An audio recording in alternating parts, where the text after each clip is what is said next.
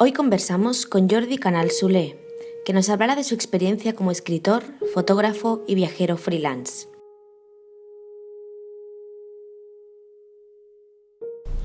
Pues el momento surgió cuando me enteré que era posible, ¿no?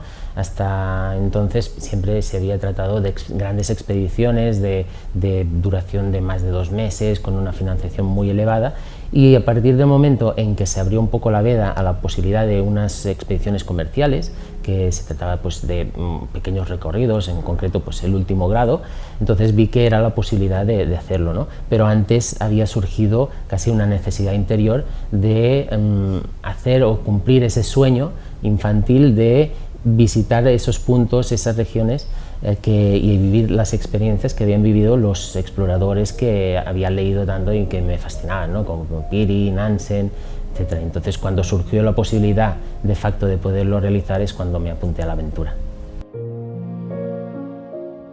Pues surgió de alguna manera vinculado directamente a la libreta de apuntes que yo suelo llevar en cada uno de los viajes, y cuando iba contemplando esos paisajes, reviviendo esas aventuras de los exploradores y recordando pues también lo que había leído y cómo lo contrastaba con lo que estaba viviendo, entonces me di cuenta de que ahí había posibilidades de hacer un libro, ¿no? De contar esa aventura en plan más personal, pero también recordando todos los exploradores que habían habido antes que yo.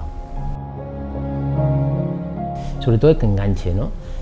Por un lado, pues te tiene que gustar a ti mismo el destino del que estás hablando, pero de otro lado también tienes que contarlo con algunos ingredientes o algunos detalles que enganchen al lector y que haga que, aparte de disfrutar con la lectura, luego también le quede esa pequeña chispa un poco de querer llegar a ese destino que le has descrito.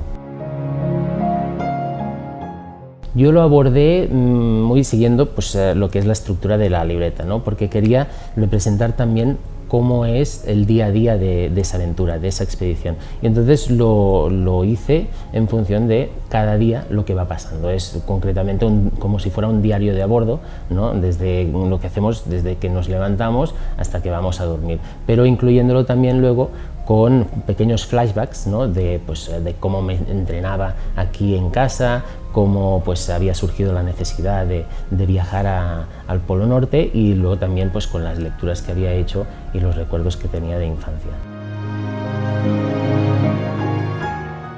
Sobre todo curiosidad y hasta cierto punto también una cierta humildad que te haga ver las cosas no desde un punto de vista prepotente, partiendo de una sociedad más o menos avanzada. Cuando vas a regiones que puedan ser un poco menos desarrolladas, siempre tratarlo de visualizar, de ver con la mentalidad que tienen ellos, ¿no? que tienen las culturas a las que vas a conocer, siempre intentando ponerte en el sitio de los demás para intentar comprender mejor su cultura.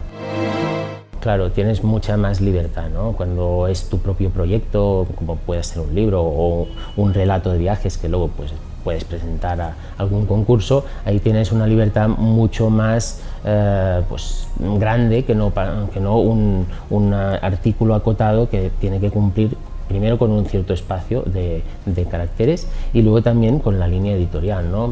Hay muchos artículos, por ejemplo, en que no te permiten utilizar el yo, tiene que ser todo siempre pues, de una manera más impersonal, y en cambio de otros pues, que sí que puedes un poco ahondar más en tus impresiones para dar ese toque especial que diferencie respecto a otros autores.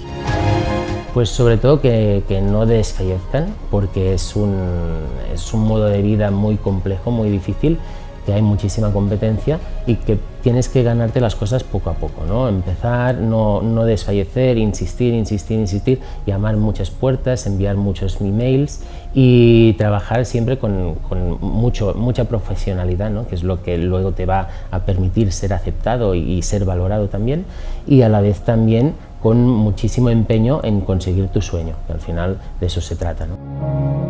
Pues hay muchísimo. A mí me gusta principalmente Bill Bryson, por ejemplo, es un escritor de viajes, pero que también recoge mucho humor y entonces tienes las dos vertientes del libro, ¿no? Por un lado el viajero y por el otro también el humorístico. O están pues grandes estrellas como Bruce Chatwin, por ejemplo, Norman Lewis, todos estos escritores clásicos que de alguna manera también te van a enseñar un poco pues cómo es la literatura más clásica de los viajeros.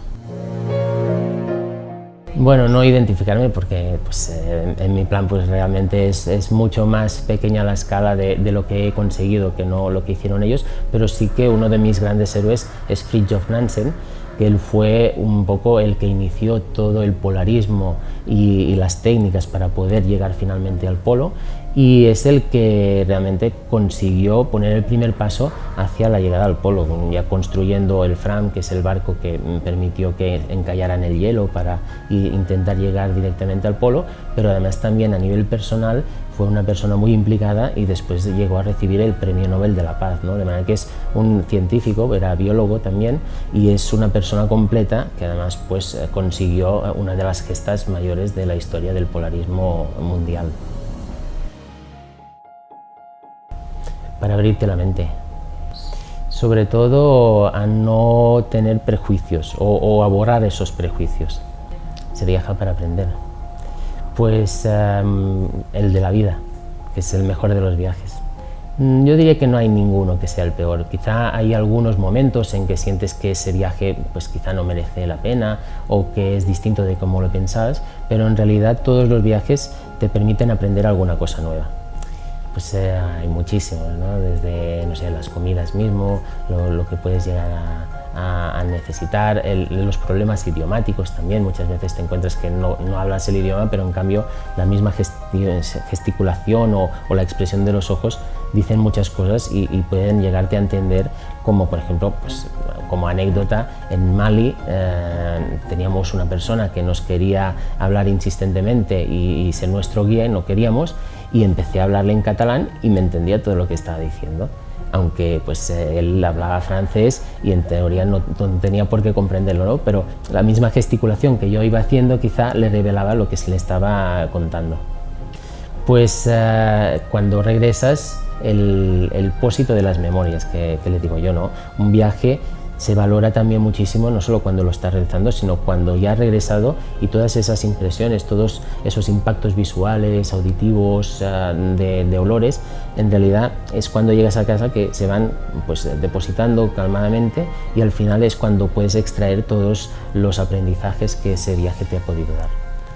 En realidad casi no existe, ¿no? Siempre hay mucha esa distinción, quizá por un cierto esnovismo, ¿no? Que la gente no quiere ser turista y prefiere ser viajero, que queda como más chic, pero en realidad da lo mismo, es una persona que viaja fuera de su casa y que intenta aprender, conocer regiones del mundo que normalmente pues, no conoce porque no, están un poco fuera de su ámbito más local, ¿no?